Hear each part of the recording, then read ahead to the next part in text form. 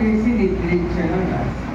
కానీ దేవుని సేవ అంటే ఆ దేవుడు ప్రత్యక్షంగా ఆయన బొమ్మలాగా ఉండడం, ఆయనకి ఏది చేయట్లేదు. కొన్నిసార్లు వాక్యంతో నిండిదండి, వాక్యానుసారంగా సాక్ష్యానుసారంగా ప్రభు జీవిస్తూ తండ్రి సజీవుడు మీరు మా దేవ చేతి కొరకాయ వారిని ప్రత్యేకపరిచినందుకు కృతజ్ఞతలు చెల్లిస్తున్నా. దేవదూతల సైతము కూడా నమ్మి అప్పగించినటువంటి పని పరిచర్యను నాకు మాకు వీరికి మీరు అప్పగించారు శ్రమిస్తున్నాం కనుక మీ పని మీరు కోరిన రీతిలో మీ సంకల్పానుసారంగా చేయడానికి కృపను అనుగ్రహించము. దేవుని పనిలో శరీరం ఆస్పదం చేసుకున్నట్టు సహాయం చేయము. దేవుని పని దేవుని కోరిన రీతిలోనే చేయడానికి సహాయం చేయము. దైవ దర్శనంతో, దైవ ప్రత్యక్షతతో, దేవుని యొక్క వాగ్దానములతో వారు ముందుకు సాగులాగున మీ కృపను వారికి అనుగ్రహించమని ప్రార్థన చేస్తున్నాం. ప్రతి చిన్న విషయంలో మీ పైన ఆధారపడి వారికి నేర్పించమని ప్రార్థన చేస్తున్నాం. ఇద్దరు కలిసి ప్రభావ మరి దేవుని యొక్క పనిలో ముందుకు సాగడానికి కావాల్సిన సామర్థ్యత మీరు అనుగ్రహించవలసిందిగా ప్రార్థన చేస్తున్నాం. పిలిచినటువంటి వాడు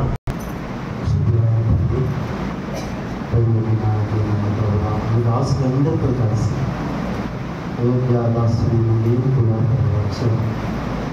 మొదటి కాలంలో అన్ని అర్హతలు యోగ్యతలు ఉండి కూడా ప్రభు కొరకై త్యాగం చేసుకొని సమర్పించుకొని దైవ సేవ కొరకై విధంగా చిన్న ప్రార్థన చేసుకుని సాక్షి చెప్తాను. మహాపరుషుడును జీవాధిపతి సర్వాధికారి నిఖిలమైన శ్రేష్టమైన అతి పరిశుద్ధమైన నామమును బట్టి వందనాలు. చెప్పుకోతున్న సాక్ష్యంలో ముందు కేవలం నామముకు మాత్రమే మహింపించుకోవాలని నజరేయుడైన యేసుక్రీస్తు నామమున అడిగి వేడుకొనుచున్నాము తండ్రి. ఆమేన్. నిన్న దేవుని సంఘం అంతటికిను మన ప్రభువును ప్రియ రక్షకుడైన యేసుక్రీస్తు నామములో శుభవందనాలు. మీ అందరికీ నేను బాగా సుపరిచితమైన వాడిని. అన్య జనాంగం మీద వచ్చిన వాళ్ళైనప్పటికీ కూడా అనేకమైన వాటికి ఆరాధిస్తూ పూజిస్తున్న వాళ్ళైనప్పటికీ కూడా దేవుడు ఒక్కొక్క రీతిగా ప్రత్యక్షపరుచుకుంటాడు. ఆయన నా జీవితం ఏ రీతిగా ప్రత్యక్షపరుచుకున్నాడంటే ఆయన ఒక పవిత్రుడిగా, నిర్దోషిగా, నిష్కల్మషుడిగా, పాపుల్లో చేరుగా ప్రత్యేకంగా ఉన్నవాడుగా, ఆకాశ మండలంలో కంటే వచ్చినవాడుగా నా జీవితం నేను అనుగ్రహించినప్పుడు ఏంటి ఇంత గొప్ప దేవుడా అని మాట్లాడుతున్నప్పుడు దేవుడు అనేకమైన విషయాలు మాట్లాడుతూ వచ్చినాడు. అయినప్పటికీ నా హృదయాన్ని కఠినం చేసుకున్నప్పుడు చాలాసార్లు తృణీకరించినప్పుడు సువార్త మా దైవ ఆంటీ గారు చాలామంది సేవకులు సువార్త చెప్పినప్పుడు విన్నప్పుడు ఒకరోజు దేవుడు స్పష్టంగా మాట్లాడాడు. రోమిలికి రాసిన పత్రిక 2వ అధ్యాయంలో దేవుని అనుగ్రహము ఆయన నీవు మారు మనసు ప్రభుత్వంకు ప్రేరేపించుచున్నదని ఎరుగక ఆయన అనుగ్రహ ఐశ్వర్యమును, దీర్ఘశాంతమును, సహనమును నీవు తృణీకరించదువా? మార్పు పొందని నీ హృదయమును బట్టి, నీ హృదయ కాఠిన్యమును బట్టి ఉగ్రత దినమున నీవే దేవునికి ఉగ్రతకి సమకూర్చుకొనుచున్నావు అని మాట రోమిలికి రాసిన పత్రిక 2వ అధ్యాయము 4వ వచనం 5వ వచనం ద్వారా దేవుడు మాట్లాడినప్పుడు నాకు తెలియకుండానే ఒక రకమైన బాధ, ఒక రకమైన దుఃఖము, ఒక రకమైన నాకు తెలియని ఒక రకమైన ఎమోషన్కి నేను గురైపోయాను. అప్పుడు అనిపించింది నిజంగా దేవుడు ఎన్నో అవకాశాలు ఇచ్చారు. సరే బాప్తిజం తీసుకున్నప్పుడు కూడా నాకు తెలియదు. కానీ దేవుడు సజీవుడు ఆయన మాట్లాడేవాడు ఎలా తెలిసిందంటే బాప్తిజం తీసుకున్నప్పుడు అనుకున్నాను, ప్రభు నిజంగా నాకు బాప్తిజం తీసుకున్నానంటే నాకు తెలియదు సేవ అంటే క్రైస్తవులుగా ఉండడం ఎలాగైతే నాకు తెలియదు. కానీ ఒకటి సేవకులు కానీ నిజంగా ఎవరైనా అభిషేకించి నాకు సమూహాలను పేరు పెడితే నిజంగా నేను ఇక్కడ నమ్మకంగా బ్రతుకుతానని అది ఎవరికీ తెలియదు. నర్సీపట్నం యేసుదాస్ గారు ప్రార్థన చేశారు, అభిషేకించారు, బాప్తిజం తీసుకున్నారు. పెళ్లి పేరు ఏంటంటే శామ్యూల్ జారని పేరు పెట్టారు. అంటే దేవుడు విశ్వాసంలో బలపరుస్తూ ప్రతిసారి బలపరుస్తూ వచ్చిన తర్వాత కూడా అసలు నాకు బాప్తిజం ప్రయాణించిన వాగ్దానం కూడా దేవుడు ఇచ్చిన వాగ్దానం విషయం గ్రంథం 48:17 విమోచకుడును ఇశ్రాయేలు పరిశుద్ధ దేవుడు ఇలాగ సెలవిస్తున్నాడు, నీకు ప్రయోజనం కలిగినట్లు నేను నీకు ఉపదేశించగలను, నీవు నడవలసిన మార్గంలో నేను నిన్ను నడిపించదని దేవుడు సెలవించాడు. నిజమే మానవులుగా మనకి ఏది అర్హత లేదు, ఏ యోగ్యత లేదు, దేవుని మార్గాల పట్ల సరైన అవగాహన కూడా లేదు. కానీ దేవుడి ప్రతి ఒక్క విషయం ఎప్పుకొని నడిపిస్తాడు. ఉద్యోగం చేశారు చాలా విషయాలు. తర్వాత దేవుడు నాలుగు క్లుప్తంగా చెప్పుకోవాలి కనుక క్లుప్తంగా చెప్పి ముగించేస్తాను. సేవకి నాన్నగారు చేసినప్పుడు కూడా దేవుడు స్పష్టంగా మాట్లాడుతూ వచ్చినారు. దేవుడు నాతో సేవ పిలిచిన మాట అదే 2వ దినవృత్తాంతర గ్రంథము 29వ అధ్యాయము 11వ వచనము, నా కుమారులారా తనకు పరిచారకులై ఉండి తన సన్నిధిని నిలబడటకును, ధూపము వేయటకును, పరిచర్య చేయటకును యెహోవా మిమ్మల్ని ఏర్పరచుకున్నాడు కనుక మీరు అశ్రద్ధ చేయబడి అని దేవుడు సెలవించినాడు. ఇదేంటి చాలాసార్లు ఈ వాక్యం చదివాను కదా, ఎప్పుడు నేను ఇక్కడ ఆగిపోలేదు. ఇక్కడ ఆగిపోతున్నాడంటే ఆ వాక్యం దాటి కింద వాక్యం ఇక్కడ వెళ్ళలేకపోతున్నాడు. దేవుడు ఆత్మ ఎందుకు నాకు బలపరుస్తుంది, బలవంతం చేస్తుంది, అక్కడే ఉండిపోయాను. చాలాసార్లు అడిగిన ప్రభావ నిజంగా సేవ పిలుచుకుంటావా, నాకు ఏదో అవగాహన లేదు కదా, సేవ పిలుచుకుంటే ఇంకొక మాట నాతో స్పష్టంగా మాట్లాడండి. స్పష్టంగా దేవుడు మాట్లాడండి. యెషయా గ్రంథం 40వ అధ్యాయంలో భూ దిగంతం నుండి నేను పట్టుకొని నలుదిశ నుండి నేను పట్టుకొని నేను ఏర్పరచుకున్నవాడు చెప్పిన విషయం ఏమిటని ఒక మాట చదువుతారు. యెషయా గ్రంథం 41వ అధ్యాయము చదవండి ఒకసారి 9-10 వచనాలు. భూ దిగంతముల నుండి నేను పట్టుకొని దాని కొనల నుండి పిలుచుకున్నాడు, నీవు నా దాసుడు అని, నేను నిన్ను ఉపేక్షింపుగా ఏర్పరచుకుంటున్నాను.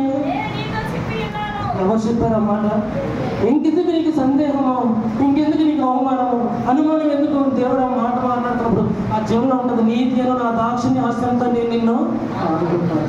దేవుడు చాలా మంది సరే అప్పుడు నేను ఉద్యోగం చేస్తున్నాను, తర్వాత ఒకటే అసలు ఉద్యోగం చేస్తే సేవ చేయాలి లేదా కుటుంబంతో కూడా చాలా మాట్లాడుతున్నప్పుడు చెప్తాను. అప్పుడు కూడా దేవుడు స్పష్టంగా మాట్లాడాడు. మత్తయి సువార్త 4వ అధ్యాయం 18వ వచనం చదువుతున్నప్పుడు పేతురు అంద్రయ్య వాళ్ళు ఏం చేస్తారంటే సముద్రంలో వలలు వేసి చేపలు పడతారు. యేసుప్రభువు వారిని పిలుస్తారు, మిమ్మల్ని నేను మనుషులు పట్టే జాలలుగా చేస్తున్నప్పుడు వారు వారి వలలు విడిచిపెట్టి వచ్చారు. ఆ కిందకు వస్తే యాకోబు యోహాను కూడా ఉంటారు. వారు కూడా వాళ్ళ వలలు బాగు చేసుకుంటే వారు తమ వలలను తమ తండ్రిని విడిచిపెట్టి వచ్చారు. సేవకు వచ్చేది ఏంటంటే కేవలం నీకు ఉద్యోగం వదిలేసి మాత్రం కాదు, తనకు తానుగా నన్ను వెంబడించాలనుకున్నాడు తను తాను సిలువనెత్తుకొని తనను తాను ఉపేక్షించుకుని తనను వెంబడించాలని ప్రభు ప్రతి ఒక్క విషయంలో కూడా మాట్లాడుతూ వచ్చినాడు. చాలా విషయాలు ప్రభు నాకు సేవతో చాలా విషయాలు మాట్లాడుతూ వచ్చినాడు. ప్రభు బలపరిచినాడు. ఆఖరికి ప్రభు ఆ సేవకు వచ్చాను, నాకు ఏ సంఘంకి వెళ్ళాలో తెలియదు, ఎక్కడికి వెళ్ళాలో నాకు తెలియదు, ఏ విషయంలో అవగాహన లేదు. ఒకటే దేవుడు నాకు ఇచ్చిన దర్శనం ఏంటంటే హోషేయ గ్రంథం 10వ అధ్యాయం 12వ వచనంలో దేవుడు ఇచ్చాడు, నీతి ఫలించినట్లు విత్తనము వేయుడి, ప్రేమను కోత కోయడి, యెహోవాను వెతుకుడికి ఇదే సమయం కనుక ఆయన ప్రత్యక్షమై నీ మీద వర్షము కురిపించినట్లు మీరు ఎన్నడూ దున్నని బీడు భూమిని మీరు ప్రభు అదే ప్రభు ఎక్కడ దున్నారు ఎక్కడికి వెళ్ళాలి ఒకటే చెప్పాడు దేవుడు, ఒకటే చెప్పాడు. ఏది తెలియదు నాకు, ప్రయాసపడి గాలి వారి చేత ఆదరణ పడుతున్నదానా, దేనికి భయపడదు, నీలాంధ్రములతో నీ కట్టడములను నీలములతో నీ పునాదులను నేను చేస్తాను. ఆ 14వ వచనం దేవుడు నాకు ఇచ్చిన వాగ్దానం, భయపడద్దు, నేను బాధించే వారందరూ మీకు దూరం ఉంటారు, భీతిని దగ్గరికి రానే రాదు. ఆ కింద దేవుడు నాతో మాట్లాడిన మాట ఏంటంటే జనులు అనేకులు నీ వైపు నీకు విరోధంగా కూడతారు కానీ వారు నా వలన కూడరు, అలా కూడిన వారందరినీ కూడా నీ పక్షం పోరుగా నేను చేస్తాను. దేవుడు ప్రతి విషయంలో బలపరుస్తూ వచ్చినాడు, చాలా విషయాలు దేవుడు సహాయం చేస్తూ వచ్చినాడు. కనుక నేను నా కుటుంబము అంతవరకు నమ్మకంగా ప్రభు వరకు సేవ చేయడంలో మాత్రం కూడా ప్రార్థించండి. దేవుడి సాక్ష్యం జీవించిన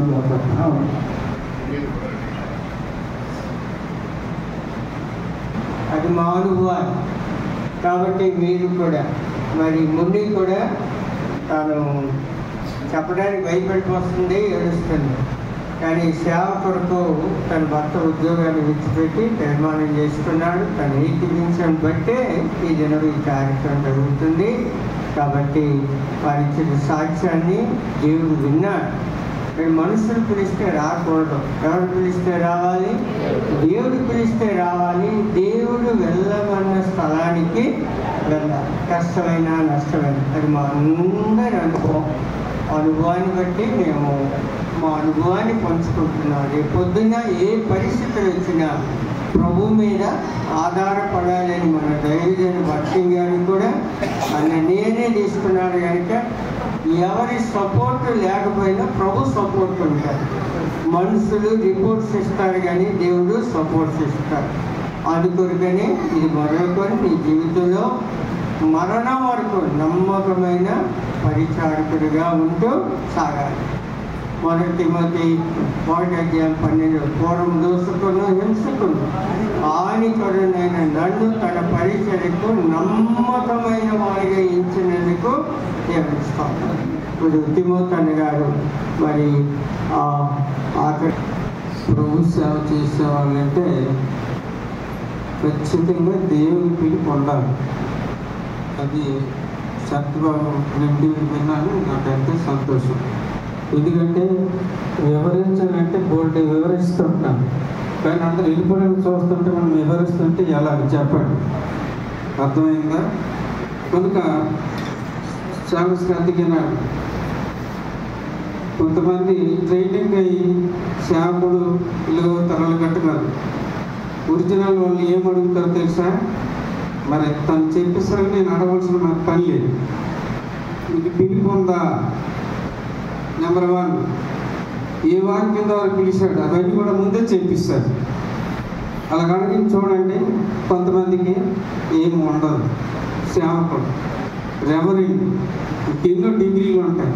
సరే, మనకు అనవసరం పని. ప్రభు సేవయే మనకానందమో, సువార్త ప్రకటన కర్తవ్యం.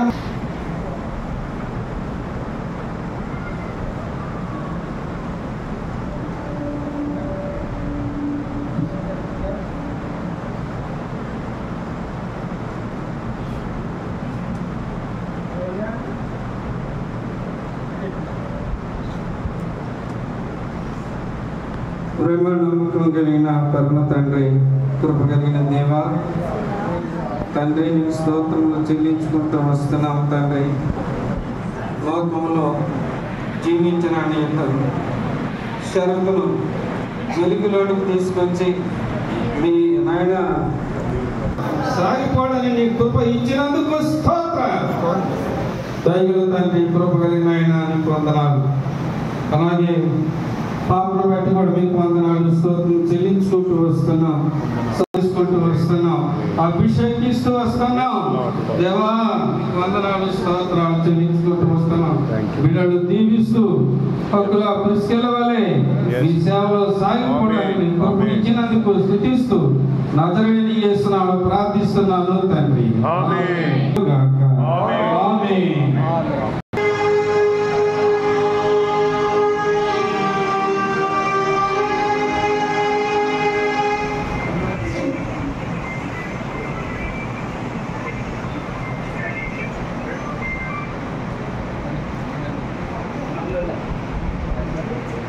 టైం కొద్దిగా